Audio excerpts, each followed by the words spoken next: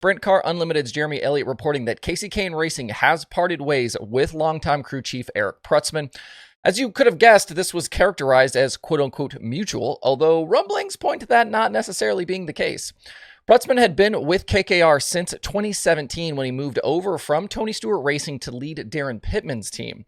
That partnership, though, lasted just a single season because for 2018, Prutzman was moved over to Brad Sweet's 49 after Cale Kane called it a career. This started one of the most successful runs between a driver and crew chief pairing in the history of sprint car racing. Second in the World of Outlaws Championship in 2018 with 9 wins, and then the breakthrough in 2019. 16 Outlaw victories, and Donnie Schatz was toppled by just 4 points come World Finals.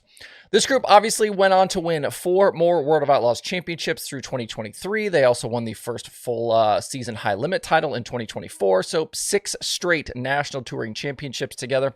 And along the way, there were 80-plus wins, crown jewel scores as well, that included the Knoxville Nationals and Kings Royal, and Prutzman was twice named World of Outlaws Crew Chief of the Year.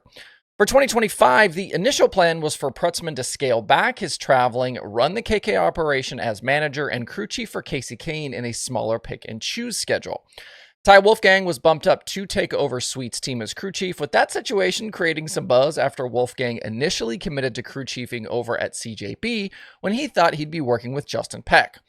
Through the offseason, though, things changed for Kahne, and it was decided along the way that a full-time return to High Limit was the plan.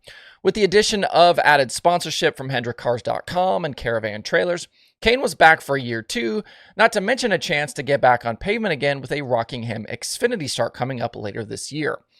Through this opening stretch of the season, Kahne has already made 6 appearances with Prutzman on the wrenches, including all 4 nights of Dirt Car Nationals, plus the Outlaw races at Talladega and Magnolia.